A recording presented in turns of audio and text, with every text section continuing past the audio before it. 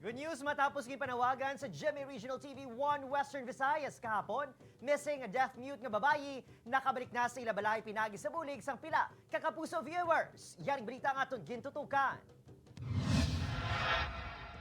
Matapos sa masobra isa ka simana nga pagpangita sa deaf-mute ka ginapahayag mentally challenged nga bata na dulang tunok sa dughan ni Nanay Purita. Pinagi sa balita ang gineri sa 1 Western Visayas. Nakikangot ng pila ka kapuso viewers nga nakakita sa iya nga nagaliho-liho sa Dalan Lacson. Ara na sa saluyo ko.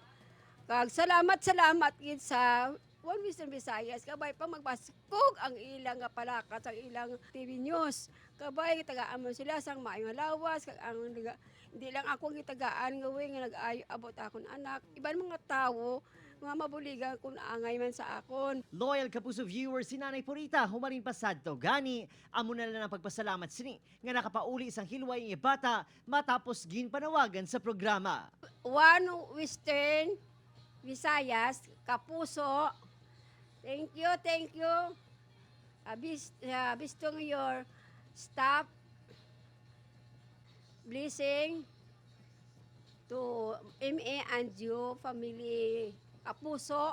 Opo, Chirino Casillo, Adrian Prietos, 1 Western Visayas.